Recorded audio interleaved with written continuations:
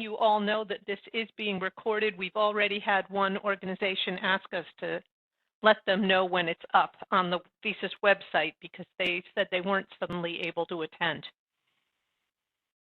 Good. And we always do. Okay. Should we just get going? We just had somebody else join us. Let's see. All And right. I would get started, Todd. I think so. Okay. Welcome. We have now started and we are recording today and appreciate everybody joining in. Looks like there's 5 of us, which I think is the perfect size of audience for the kind of conversation that we really would like to have today. And I want to emphasize that it is a conversation. We are all just going to be talking about the power of music in the healing process for patients. And we have a number of specialists here, including one I didn't even know was a specialist. It was one of our attendees today, Amy Leinhart, who has some background with this, and we'll talk about that a little bit later. And any of the rest of you who have any experience or anecdotes or ideas even about how music can help out in the healing process, please feel free. Jump in. The usual mechanisms. You've got chat, which Lisa and I are both monitoring, and we'll involve you there, or you can just pipe up. Usual things, raising hands. We can unmute you because we're a small group today. We can unmute everybody and have a group conversation, which might be kind of a riot. I think that would be fun. So we're going to have fun. Just one caveat that we have to throw out that this product that Jake will be presenting is not owned, operated, endorsed, or whatever the other things are that you're supposed to put into that sentence by Bespoke Software, otherwise known as VSys One. Okay, so since there is a possible cost involved, we cannot take any responsibility for it, but we do like it. So kind of like when Paul Falkowski was presenting a few months ago, and he had a book and he has some other consulting services that are available. We can't endorse them, but we do love them. So unless there are any questions, Jake, I'm just going to let you get started. We've got some slides. I'm going to let you read about some of the other people here. And Brianne and Christina, I assume you'll want to introduce yourselves after Jake does, and then we'll just get rolling. Hey, well, hi everybody, welcome. I'm so thrilled to see everybody here today. My name is Jake Nitzkin. I'm a registered nurse in Madison, Wisconsin at a hospital called Unity Point Health Meriter. And I'm also the person who founded the Healing Beats program. It's existed since before the pandemic, but obviously the pandemic put a dampener on every volunteer program across the country. And so we've had a rebirth since the pandemic and have slowly ramped up to expanding within Meriter and then within more hospitals. And so the point of this webinar today is to try and spread the program to new places. So I'm very thrilled to be able to speak about this to all of you today. All right, Brianne, just Yes, thank you. My name is Brianne. I have worked closely with Jake at Meriter to pilot this program. And it's just been so exciting to watch it grow over the years.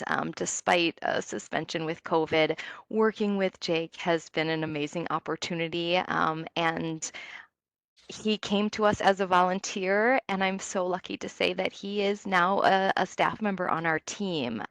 Everyone I talk to raves about their experiences with Jake, volunteers and staff alike, as well as our patients, of course, who benefit most from this program.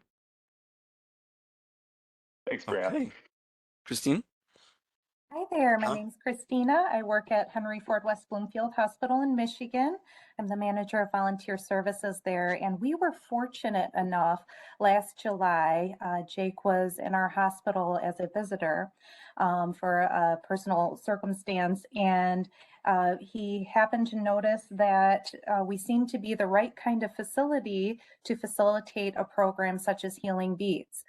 So we spoke with our care experience manager who connected us together, and we were really excited to meet later that month to learn about the program and understand what it was all about. And I just have to say, as I told you, Jake, when we were testing the sound for this call, you know, you made it so easy for us to put together this program and implement it. You gave us the tools and resources we needed, And that was really important for us at the time because much like you, Brianne, we were bringing volunteers back from suspending them during the pandemic, rebuilding our program. So you made it really easy for us to put this together successfully. So thanks a And lot, I Jake. just had this image go through my head of Jake in a gurney, okay, having just been in some casual, horrible accident or something like that, gets wheeled into the emergency room, and while they're touching up, he's like, "Hey, do you have volunteers taking music into the rooms of your patients?" I mean, I could just see that. All right, so I wouldn't put it past you. so, Fortunately, it wasn't that, but hey, Jake, why healing beats? Tell us. So let's talk about healing beats. Yeah. Okay, first of all, Todd, these are adorable pictures you Oh, chose. thank you. I like to get the point across. I love cats. Can I say that? I love cats. All right. So, Same here. I'm a cat person, and you got to get your foot in the door, I think is the point here, right? That is. And so Healing Beats is a model that we use as volunteers to be able to share music with patients. And we use music as this mechanism to facilitate a really meaningful experience for patients. And so when I train my volunteers, I tell them that we use music as the foot in the door. And the reason why this is so important is because when I was a volunteer, just in a more traditional capacity, I found that it was really difficult to start conversations with patients. And a lot of the patients I would encounter would have been there for weeks, perhaps would not have had any visitors, would obviously be lonely. And I did not feel equipped at that time to be able to really help. I would walk in and offer food or water or blankets, and they would say yes or no, and then that would be the end of the interaction. But now with music, I walk into a patient's room with a phone and a Bluetooth speaker, and I'll go into that in detail in a few minutes. But now all of a sudden, I have a reason to be in the patient's room and an automatic conversation starter. And I found this to be such a powerful thing in my life, being able to create these experiences for patients, that I became inspired to create this training model for other people to join me in doing so. And then this adorable cat under the floppy dog ear picture. Doesn't that say it Really, all, right? I mean, it does. And if the music is the floppy dog ear, what we're doing here is providing comfort to patients in a whole variety of ways through the interaction, through the music itself. And I'll go into detail about that too. But to summarize these two photos, the foot in the door and the comfort, that really hits the nail on the head of what makes Healing Beats so special as an intervention for patients. And so moving into this next slide, I want to just open up the conversation to all of you and ask, what in your experience do patients experience in the hospital? Very broad, open-ended question, but I'd love to hear some responses about how you guys feel about some of the patients that you've seen. yeah, it is, and I'm also asking, you'll notice in chat, does your organization ever use music or music therapy in the healing process? So please respond in chat, or I can unmute you. We are so few today, which is fun. I could just unmute people. It looks like, Lisa, you already are. Yes, I did, but I can hear a lot of background noise, so maybe we shouldn't do that, and we should let people raise their hand if they want to be unmuted. Oop. Yep, there we go. Okay, anybody want to be unmuted? Oop. Whoa, something happened. In Yeah, the meantime, Todd, I see, think, oh, sorry. There we go. Are we back? we are back, and I'm going to say, Christina has commented that a lot of times patients experience loneliness or hopelessness in the hospital. I will suggest that if people in the audience want to speak, that they raise their hand or text us so that we don't have that background noise going. Yeah. What? Is there noise inside of hospitals? I didn't know that. Just kidding. All right. So, do you want to just move on here, Jake? Talk about some of the. But just to Christina's comment, she wrote in the chat hopelessness and helplessness, or loneliness and hopelessness. And I couldn't agree more. Just looking at the bullets of this slide here, I've written fear and anxiety, a loss of autonomy, loneliness and isolation, and a subdued sense of self. Yeah, I think Putting Brianne into- beat you to your slide point in the chat. So, Why oh, am I Karen, here, yeah. y'all? No, I'm kidding. Yeah, Karen, I like that. The disengagement fact. Yes, very much so. You Karen, know, if they you feel feel. comfortable, would you want to speak a little more to what you mean by disengagement? Hi, yes, thanks for having us here today. the disengagement, just I think it goes along with what the other ones mentioned about the loneliness, the anxiety. I mean, there's every emotion, and I think one of the things that we notice a lot is that people don't feel autonomy when they're in the hospital. Everything is dictated to them, even when they go to the bathroom or when they eat, when they have visitors. And so I think that lends itself to them kind of disengaging from the whole experience. I agree. People can develop this passive role, in just the goings on of their day-to-day life, simply because they can take a passive role and things are dictated for them. And they find that when they try to take on an active role, well, perhaps what they want to do are things that the healthcare professionals won't allow them to do, what they want to eat, when they want to sleep, and et cetera, just like you're talking about. And so they take on this inevitable role of just coasting, is kind of what Yeah. you're saying. And I could not agree more. I think, Amy, do you want to talk a little bit more about your comment that they have stress and burnout? Let me unmute you there. Is that something? So what I was going to say is not only the patients, but the staff as well. You know, a lot of people come into the hospital with very high stress levels. Someone else said, their anxiety level is high. And the staff, especially throughout the pandemic, have been dealing with a lot of burnout, and attrition rates have gone through the roof across the nation. So I think having music and kind of an opportunity to bring together two worlds, healing modalities, and the pure joy of music. It really helps in so many different ways. Not only with the patients, but the staff. The staff as well. Amen. Totally Oh, agree. thank you, Amy. Yeah, this is great having a good small group, isn't it? So tell us a little bit more what the program really is, Jake. Let's Sure. talk about that. So all of those things on the previous slide, those are things that I consider side effects of hospitalization.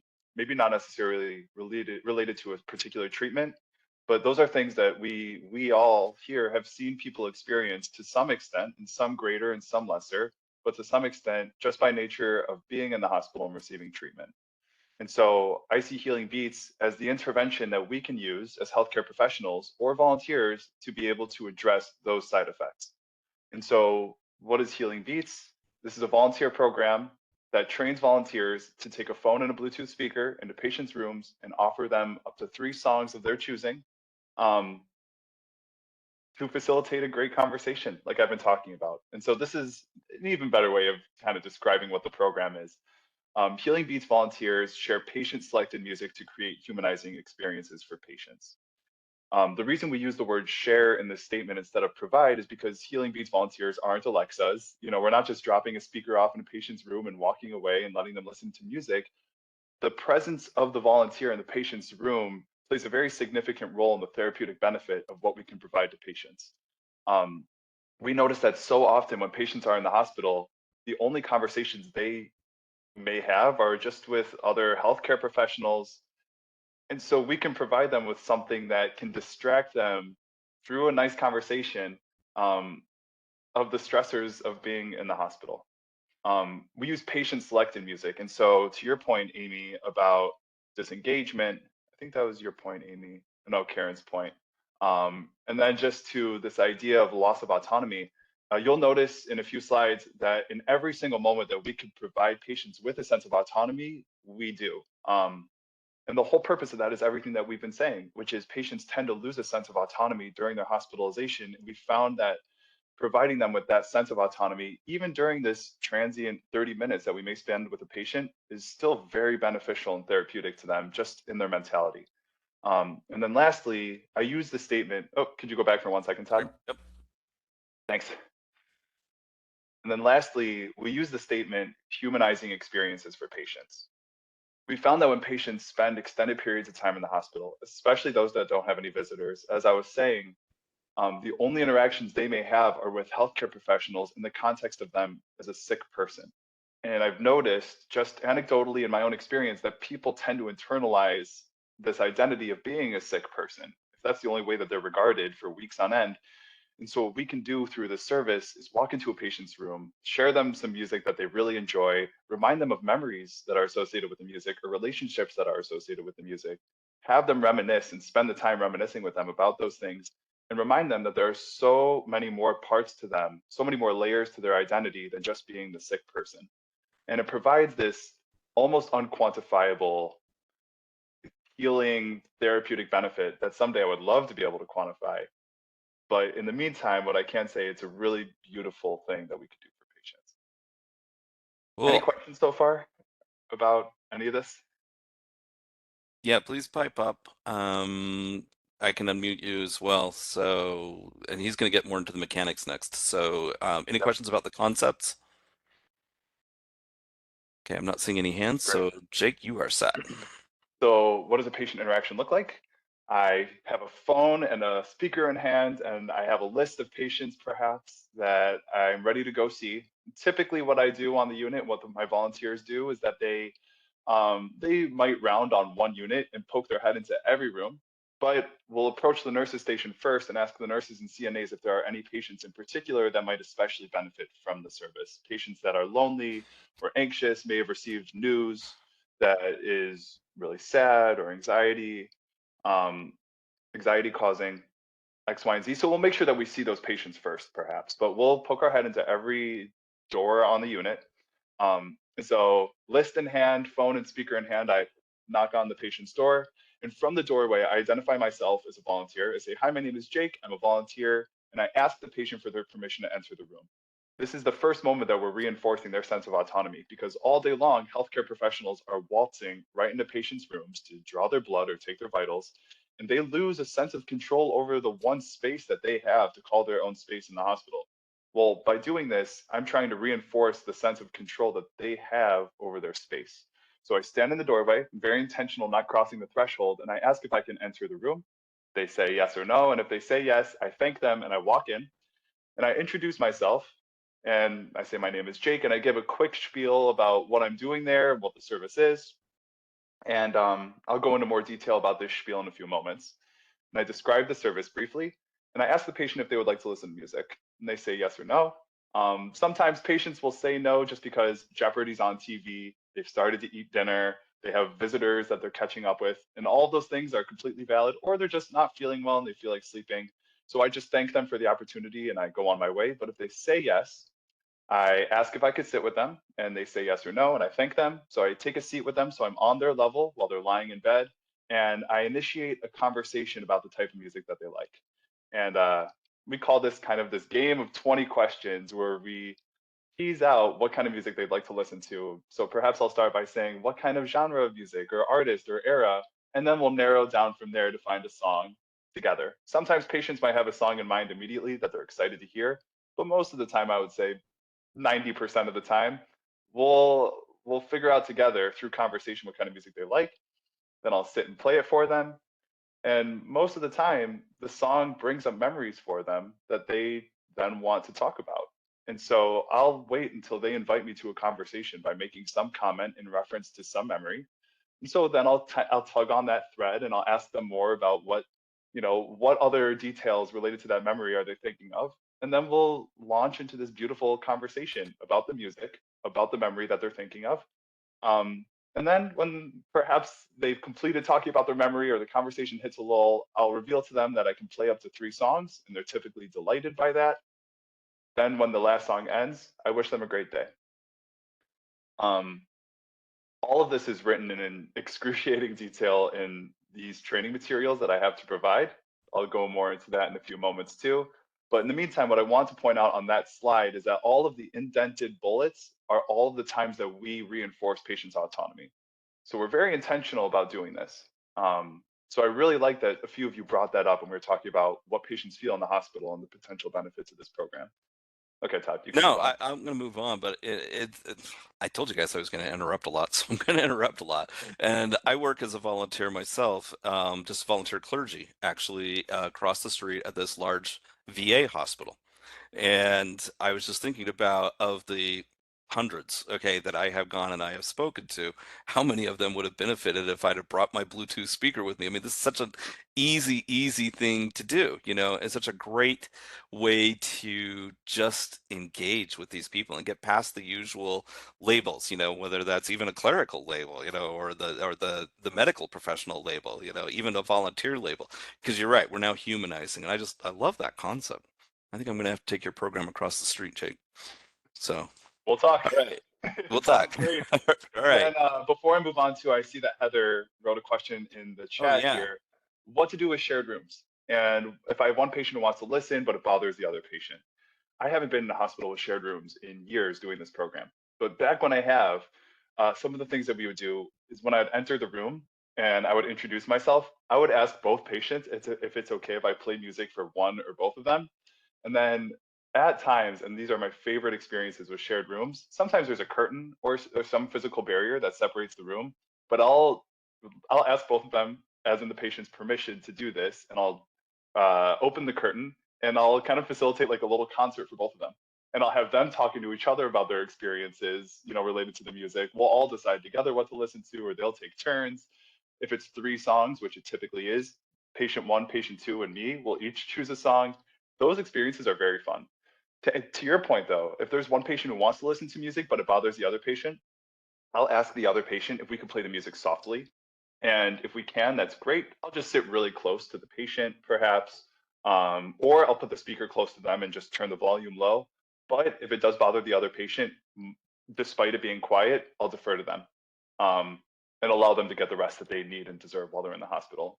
And that's okay. I mean, it's a shame that the other patient can't experience the music, but most importantly, we want to respect the space that these patients need to recover while they're in the hospital. So I've got a Um, kind of question related to that. I'm just going to throw it out myself. Okay. sure, Do you ever like come back later? You know, maybe the second patient in the room is receiving some kind of care at the moment and it's just not appropriate for them, or they just finished or they needed to sleep. You know, do you just kind of take it down on your checkbox that, you know, you need to return back to this room and they'd be fine later? Um, absolutely. okay. Yeah. And I imagine that's true for single rooms as well, right? You know, so you got some kind of a clipboard, is that it? Yeah, Print out even from VSys, you even a know, sticky note. the sticky note. Okay. Yeah, we have Um, a Meritor actually just created these sticky notes that have little sections already written for rooms to visit, rooms to okay. avoid, Okay. as you know, per the nurses and CNAs, rooms that we spent time in because of COVID reporting policies. We're now keeping track of all the rooms we spend more than 15 minutes in, Mm-hmm. and then also rooms to return to. And so this happens all the time. A patient says, "I'm pretty tired now, so I don't really feel like it." And Mm-hmm. I said, "Well, I'll be here for another 2 hours. Would you like me to check in an hour and a half?" And they'll be like, "You know what? That'd be great." So then I'll write down, check in with them at this time. Right, and then they get time to Um, get past Jeopardy, past the visits. They're excited about you coming back, and you know, good, certainly, and that's great. Okay. what's nice is perhaps for some older patients that might have trouble or might require more time remembering some of the music that they want to listen to, this gives them time to get excited and mull over what songs they would want to listen to, Oh, which okay. is great. Excellent, Um, excellent, excellent. And then lastly, after we're done, this is what we do in Meritor currently. We write down in a binder, we as in the Healing Beats volunteers, write down in a binder all of the rooms that we visited, just the room numbers. And then if a patient in particular really appreciated it, I'll write down in the comments, and my volunteers will too, go back to room 688. This person loved Elvis, Oh, okay. right? And Excellent. then the next volunteer that comes, will read that and will be excited to go in, and then that person will be delighted.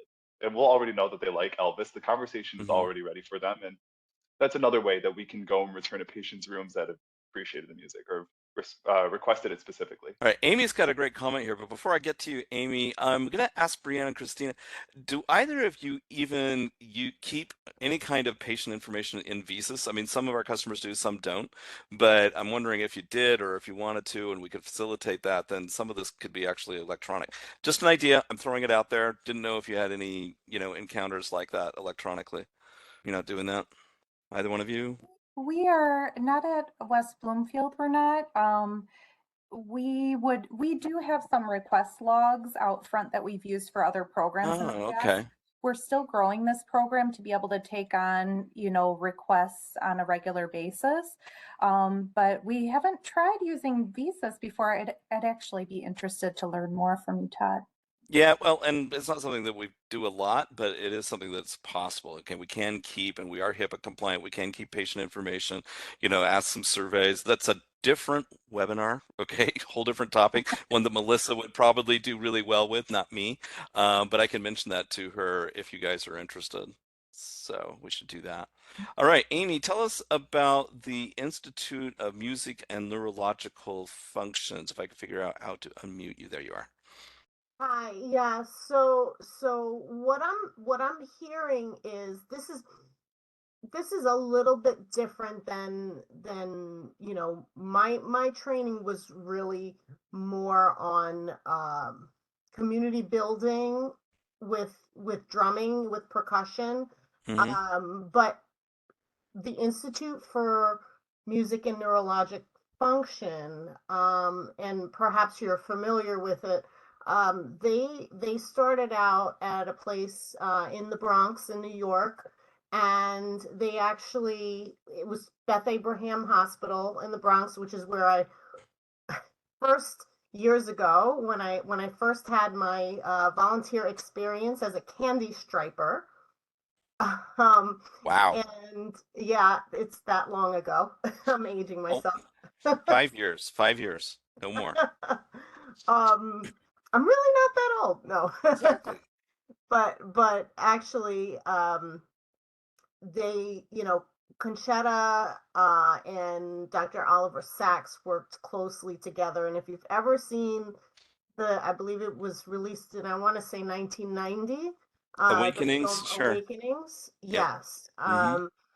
He was basically, that was his story, and the organization really thrives on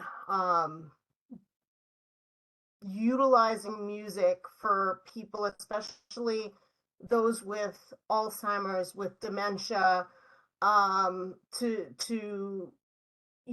build, restore, and maintain physical, emotional, neurological functioning, and I've actually seen people when I was working at the Jewish Home in New York. I worked on the floor where Alzheimer's residents were, and we would have this activity on a weekly basis where we would go and we would sing songs.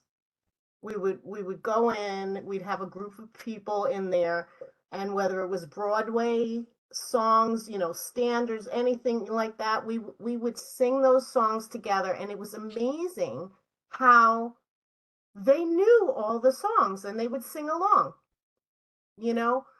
They couldn't remember names of family members. They couldn't, sometimes they would have family members come in and they wouldn't remember them, but you start singing a song and they were right there with you singing along, That is incredible. I Yeah, mean, so I it was think really powerful. yeah, music does have that ability. And I know there's been studies, you two can speak to them far better than I can, you folks can. But I know it helps me. I don't care if I'm in the hospital or not. If I'm having a bad day, I'm putting on my tunes. That is it, and the mood changes, and then the perspective changes, and the attitude changes, and Lisa doesn't want to kill me anymore, and life is good. Okay, so yeah, that's excellent. All right, Jake, let's get back to your presentation. Tell me about what we're seeing here. Sure. So I guess looking at the top of this little three-pronged chart here, to your point, Amy, we do address patient loneliness and anxiety, but along with that, all of these other wonderful benefits that we've been talking about, including helping people tap into memories that may have remained latent or dormant during their time in the hospital, or in the case of people in memory care, for extended periods of time. There's the Awakenings film, there's the documentary Alive Inside, if you've ever seen that or heard of that also. And Todd, as you mentioned, there's a lot of research out there that documents the beneficial effects of music on people with dementia, with Alzheimer's. It's really powerful, and there's some really incredible programs out there that address that. Healing Beats, in part, was inspired by those things. But what I wanted to do was open up the reach of being able to provide music, not just to people in memory care, but just anybody in the hospital who experiences those side effects of the hospitalization that we were talking about earlier. But what's really miraculous and amazing are these moments when I walk into a patient's room and this patient might be much older, doesn't know how to use the internet and access the music that they love, and I'll play a song for them, and they'll reminisce about a memory, and they'll sing every word to the song, and I'll ask them how long it's been since they've heard it, and they'll say 15 years. Hmm. And Todd, to your point, I listen to music all the time. I listen to my favorite songs every day, That's right. right? And so it's Alexa? totally seriously, and so Right. it blows my mind that somebody may have not heard a song that they cherish and love, Mhm. and thought about memories that they cherish and love for 15 years. And so Excellent. there are so many ways that we can benefit patients by using such a simple service model, which is awesome. Yeah, and it helps Looking, everybody. certainly. And speaking of, actually, so if you can go back, looking at the bottom left, volunteer dissatisfaction and anxiety. Oh, When a I good was a point. traditional volunteer, I was nervous initiating that conversation with patients. I'd ask about the food or water or blankets. They'd say yes or no, and then I would be at a loss for words on how to carry on any kind of meaningful conversation. This gives me, as a volunteer, a built-in conversation that I can use when I introduce myself to patients. And so many volunteers over the years have told me that it's helped them feel more comfortable at the bedside, being able to discuss, being able to at least launch into a conversation with patients that feels more meaningful. Um, and I think because of that, a lot of volunteers are excited to do this program, and they're excited to stay and continue doing it because they find so much meaning in it, and it's helped them become so comfortable at the bedside. Well, and And that's then, that's a really, go ahead. I'm sorry, I interrupted you. no, I'm about to talk about the nurse overburden. So if you want to talk about that point, No, go no, right no. ahead. I think you're fine. Continue on. I'll pipe in a minute. You know me. Okay. And then regarding nurse overburden, I can't remember who was discussing this, Todd, maybe somebody else earlier in this call about healthcare professionals and how it feels to be a healthcare professional in the hospital.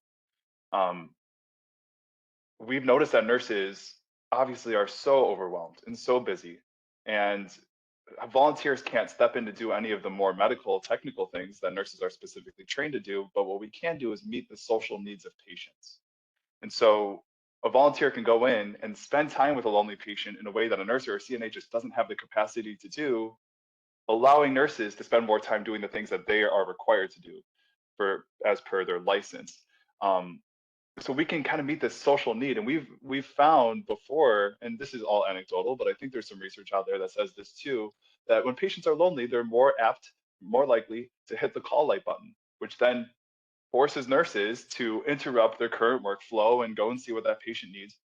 Healing Beats volunteers can address that socialization need that these patients have too. And so just from this one simple service model, we can elevate the experiences of nurses, of volunteers, and of patients. It's a really amazing thing. Excellent. All right. Thank you, Jake. Okay, as you'd already noticed when I jumped ahead on that slide, the next slide is going to be a video that was put together by Meriter Hospital, Brianne, your people and your AV department, I think. So thank you very much with Jake. And then following that, we're going to kind of open this up a little bit. I'd love to hear more from Brianne and Christina. And I think I'm going to give that just a little bit of guidance, not a lot. I don't want you to feel like you're constrained, but I'd like to talk about, well, how is this working from a volunteer manager's perspective? How is recruiting working? How well is it working? How well is this program loved? All those kinds of mechanical things that you two are just, yeah, would have a better understanding of. So that's just kind of a heads up. On this video, I need to warn everybody, we're having a little bit of a lag. Okay, that's just the nature of the technology. It's not because the video itself is bad, but you might see a little bit of lag between mouths and audio, yeah, just because of the nature of doing this with WebEx and everything else. So with that said, let's listen in. Hi, my name is Jake. I'm a volunteer. Is it all right if I come on in? I love music. I've always loved the idea that music can be connected to memories, and I love the experience of listening to a song that takes me back to a certain time and place. That's kind of the beauty of this program, so we can facilitate that same experience for patients. Oh, yeah. And then, as a volunteer, I can sit down and listen to patients talk about the story that's associated with that song or the relationships that are associated with that song. Back in the 80s, going on a long Boy Scout trip, it was the most beautiful view over the time I was there. Ultimately, the goal of the program is to address patient anxiety, patient loneliness, to improve patient experiences. Along with the therapeutic benefits of the music, there's also this therapeutic benefit of this human conversation that the that the volunteers can facilitate with patients. We provide every opportunity for patients to reclaim some sense of control over their space. When I knock on a patient's door, I introduce myself in the doorway, but I'm very intentional on not crossing the threshold into the room. I'm trying to respect their sense of autonomy. When a patient spends an extended period of time in the hospital, especially those that don't have any visitors, the only interactions that they have are in the context of them as a sick person. So what we can do is we can walk into a patient's room, ask them about music they love, share it with them, listen to the stories that are associated with it, help them tap into parts that may have remained dormant during their time in the hospital.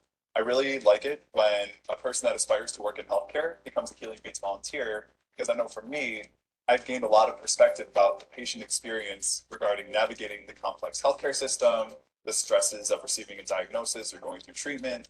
And that's going to help me when I start working as a nurse, guide my practice for patients. To be a Healing Beats volunteer, you need no healthcare experience or any music experience. The only prerequisite is just the desire to connect with patients and improve their experiences. When somebody starts listening to a song that they love, I might see their whole body relax, or I might see their foot starting to tap underneath the blanket. They might start singing and dancing, or they might start crying when you play a song for somebody that they may have not heard in 15 years.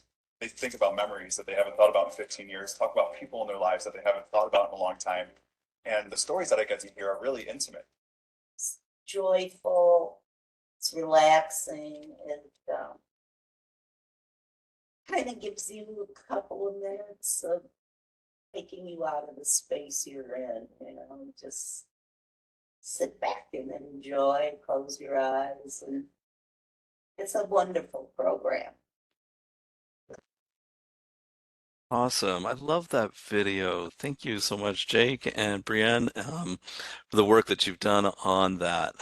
Okay, so whoops, I already did that. Let's move on. Let's turn some time over to our specialists here and address those questions and any other comments, thoughts, whatever else that you folks may have. And so, yeah, I unmuted both of you, all three of you, actually, everybody. So, yeah, what do you think? I don't care who goes first. Jump on it. Go for it, Brienne. Yes. Wow, where do I start? I think I want to just hit again on what Jake said about this being an empowering experience for our volunteers. We live in a college town, so we get a lot of student volunteers and have a high turnover with that. Everybody thinks they want to volunteer. Everybody comes in to volunteer because they want to do surgery. And it's always a little disheartening when they learn they're not going to be doing surgery and what our other options are. But I'll share that volunteers don't choose to do Healing Beats and then decide 3 months later they want to switch a role. Mm. Jake trains them in such a way that they don't leave the program until they need to leave volunteering. They're graduating, they've taken a job, they're moving on. These volunteers decide to be Healing Beats and they stick with it. They really enjoy this opportunity. And it does just what Jake said. It gives them an icebreaker to get into the room. I have done so many bedside roles in my tenure as a volunteer manager, and many of them are not successful, whether you call them unit partners or bedside volunteers or uh, No One Dies Alone, any of the companionship roles where you're trying to get volunteers to sit with patients. It is hard. It takes a special person with a lot of experience. And what my students come in thinking is, yes, that's what I want to do. And then we put them on the floor and suddenly they're intimidated and they're scared and they struggle with getting into that room and connecting with the patient. So Jake has provided an amazing training program to give those volunteers the skill set to get into the room and connect with the patients and feel confident and empowered in what they're doing so that they want to come back and continue that experience. Perfect. I'm going to stop there and let Christina share. Well, and while you're both thinking about it, Amy's asking a question. I think it goes right to the heart of the whole volunteer management side of this. The two of you are so good at. How long is the typical shift for a student volunteer in this role? What does the schedule look like? Yeah, let's get the mechanics. So, but not taking away from what you were going to say, Christina. I was just inserting Amy. Well, I'd love to address Amy's question as well, and then I can get back to some of the highlights of the experience with the program. But for us, Amy, we have a smaller hospital. It's a 200-bed hospital. And so our typical volunteer shift is about 2 hours. It, it could be anywhere from 2 to 4 hours, depending on how many patients would like to hear music that day. So we schedule our volunteers the same day and time every week. So they might be Mondays from 8, we don't start them at 8, but 9 to 1, for example, and then 1 to 4 would be another volunteer. But that way, as long as they're available for that time period, that's their weekly shift. And it just makes it very straightforward and easy to manage.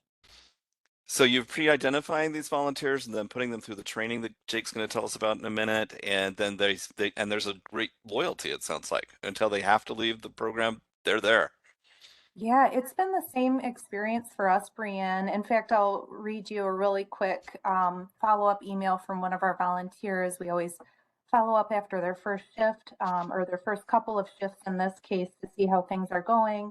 And she said, she was so excited. She said, Christina, it went so well. Quite a few patients were asleep or resting, but the ones that I did play music for loved it. They were so thankful and happy while listening to the music. I actually love this position.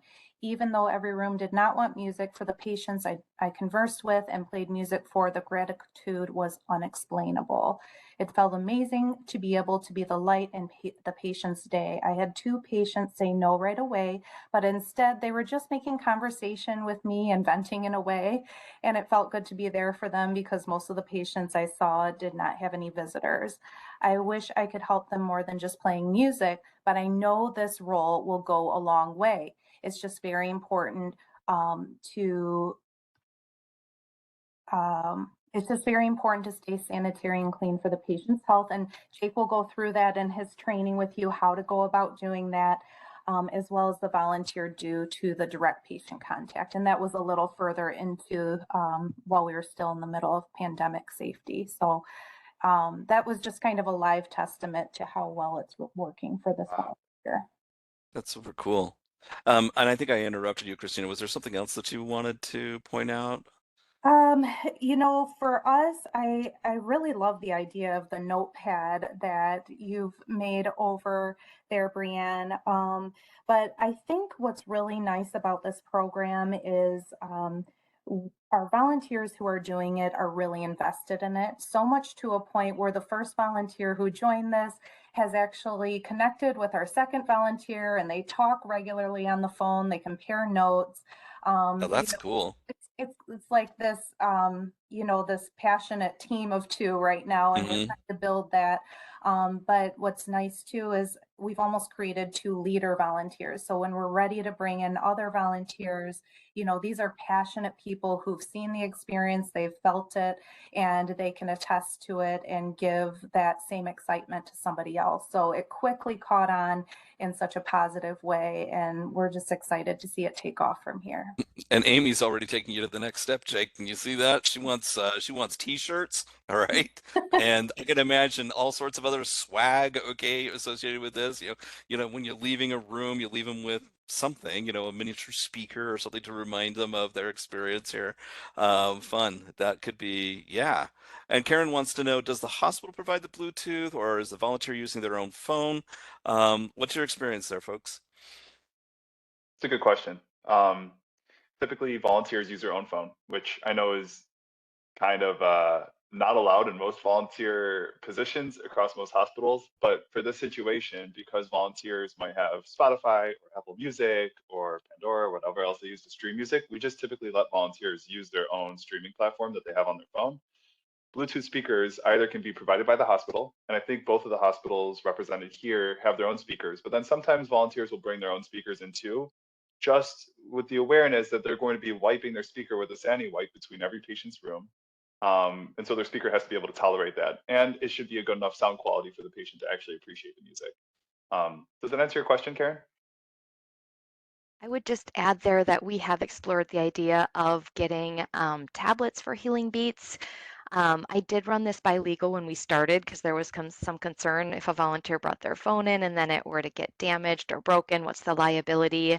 Um, and we decided the phone was most manageable for them, not to have another bulky device that they're carrying around or not have the right apps on it, not know how to use it, etc. This allows for us to have multiple volunteers each day come in and use the program.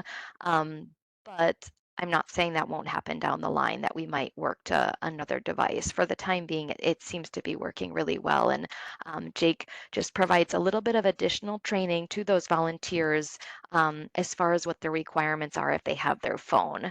So Sure. I'm sure all the other hospitals have similar policies, but with regards to social media, taking pictures in the hospital, HIPAA, you know the rules. So we just, with our Healing Beats volunteers, because they're going to have their phone on them, we review those rules again up front and have them sign off on that and agree that they will not do any of those things they're not supposed to do. Excellent. Well, it sounds like it is really important that these volunteers be trained, and I think that's where you're going next in your slideshow. So I'm going to let you go there. We might have to power through a lot of it because I'd like to leave some time at the end for any final questions. But tell us about the training plan that you have for volunteers, Jake. Sure. Let me take a quick scan of the rest of the slides here, just so I can kind of gauge the time. We have a 3 p.m. cap, right? Yep. Or 4 p.m. cap Eastern? Okay. 12 minutes. So, Okay. got it. Okay, so really quickly, volunteer training plan, hear it, see it, do it. Starts with a training seminar that I will provide for you with all the slides and all the speaking points. You could alter it and rebrand it to your hospital as necessary, but the content is already written for you. And I'll go into me orienting you as a volunteer manager on how to use these materials. So there's a training seminar, then the trainee goes and shadows an existing Healing Beats volunteer at least once. And if it's your first volunteer, then you'll have to figure out, how to make them feel comfortable approaching patients' rooms as the very first one. And we'll go into that in a moment. But for a typical volunteer training situation, training seminar first, then they shadow a volunteer at least once, but as many times as they'd like, and then an existing Healing Beats volunteer shadows them and signs off on their ability to perform the service model for patients. So how does this align with a patient experience and overall metrics? I mean, I could see a whole bunch of crossovers, especially in trying to improve HCAP scores or trying to deepen into the social determinants of health. Quick reminder, folks, if you haven't watched the VSys Voices presentations on those topics, they are on our Voices page. I'd suggest going back to them because there's lots of tie-ins here. But this is Jake's slide, so I'm going to let him talk about And it. Brianne Sure. just commented on that too. Oh, yeah. Minds are thinking alike here. I like this. So you Jake? can move on to the next slide. Okay, all right. Suffice there is tie-in. Good.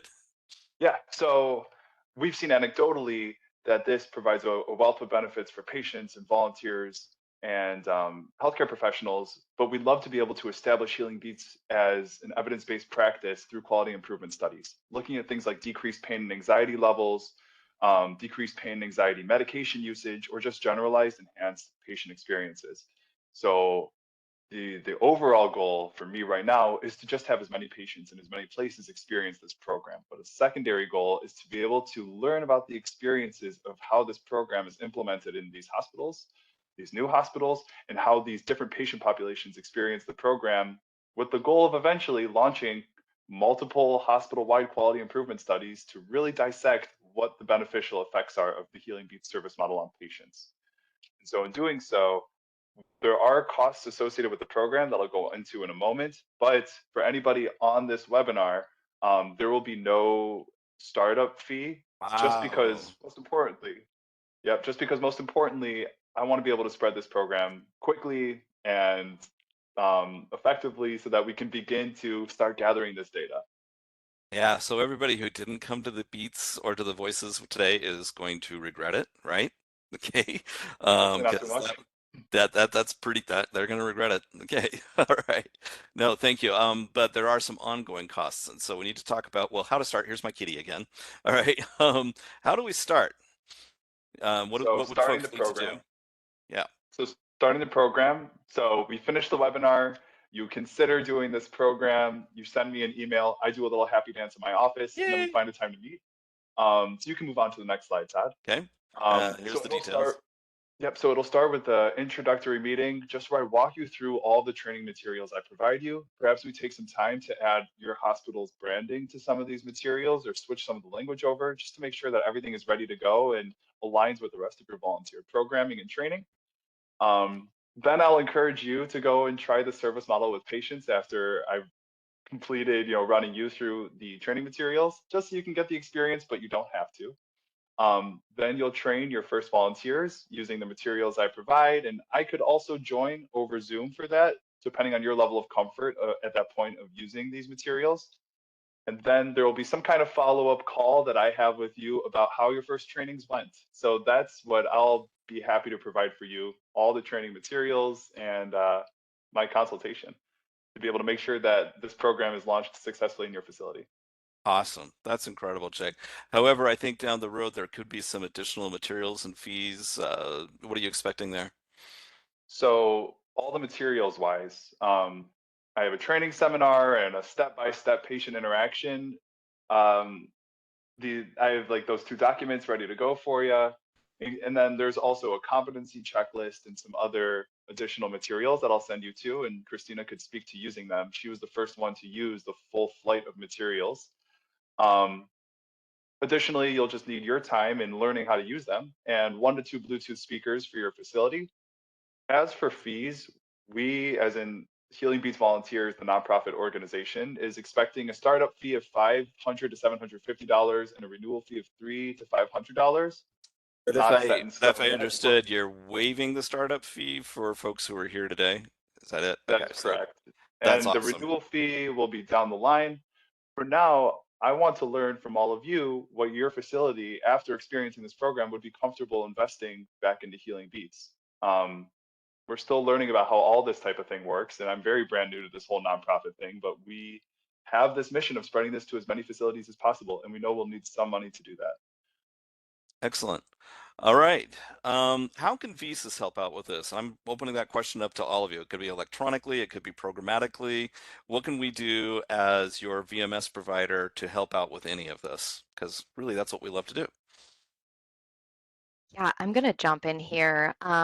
I would love to hear more about what you mentioned earlier to Christina and myself about, potentially putting the requests into VSys, because our volunteers already have their phones and they could check it and log it that way.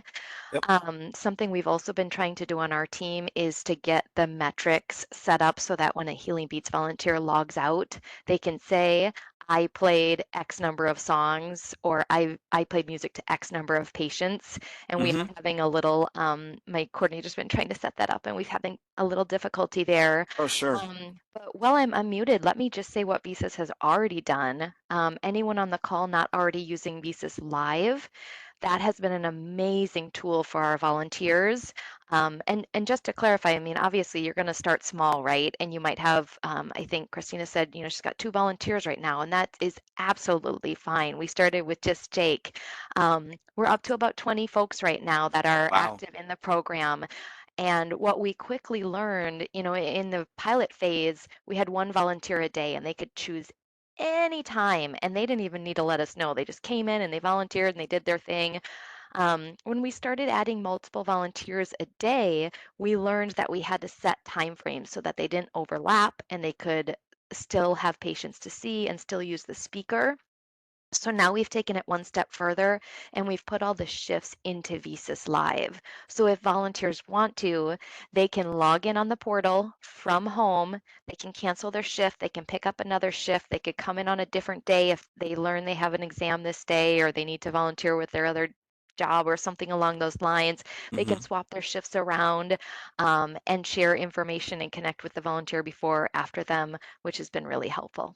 Excellent. Okay, it looks like there's one last question. By the way, yes, you use the guest Wi-Fi at the facility, it looks like. And yes, I am going to mention that it is technologically possible inside of VSys, if you have VSys Live, to do follow-up surveys with volunteers or patients. Okay, it just has to be set up. To us, patients are just another kind of human being that's interacting with whatever the position is. So, it's not impossible. We can do some training on that later. We have customers doing that. So, last question. So okay, I want to make sure I'm getting this right. Volunteer input metrics, volunteer traits. What kind of a personality are you looking for? That's coming from Karen. I could speak to this. For the sake of starting this program, you have two ways of going about it, and I've seen both done. The first is you identify patients or you identify volunteers, and this will answer your question, that are really comfortable at the bedside, already facilitating conversations with patients. People that are outgoing, people that like to talk and would find meaning in doing this. This as in spending extended periods of time with patients and talking to them. I wouldn't say there's any healthcare experience necessary, really no music experience necessary. You don't even need to have a broad understanding of different genres of music or anything because you're going to be talking to patients anyway about the type of music they like. Just really talking and having a genuine desire to connect with patients is the only thing you need. So that's one way of doing it. The other way of doing it is creating this as an open position and letting potential volunteers read about it and then respond to it. Because likely, if somebody reads this description of a position and gets excited about it, they're already, fairly guaranteed to be a good one, just because they're excited about the idea of wanting to connect with people anyway. Does that answer your question? Everybody good? This has been a great presentation. Amy's throwing in one last point that tracking patient testimonials would be beneficial. Couldn't agree more. Unless anybody else has anything else, Jake, this has been great. And there is his email for everybody. So you can follow up right there. Jot that down. Yeah, just one more thing. If you reach out to me, what a timeline would look like is we'd facilitate, some kind of meeting between me and you sometime in June or July, hopefully with the intention of getting a first volunteer on the unit by the fall. There's really no rush. We can take this as slow as we all need to make sure that you feel ready to implement the program at your facility, and I'm happy to work with you in any way that you need to make that happen. Like I said, my goal is to just make sure as many patients get this as possible, and I'm thrilled with the idea of being able to work with all of you. We're just excited to have you helping out. I'm pleased to be able to provide this. And thank you very much, Jake, for all of your time and for what you're doing for volunteerism. And Christina and Brianne, thank you so much for coming and joining us. All right. Thank you. It's made such a big difference. All right. Program. Thank you. All right. Everybody just have a fantastic afternoon. All right. Thank you, Todd, for facilitating all this. Really, Have a great really day. appreciate it. All right. Bye-bye, everyone. You.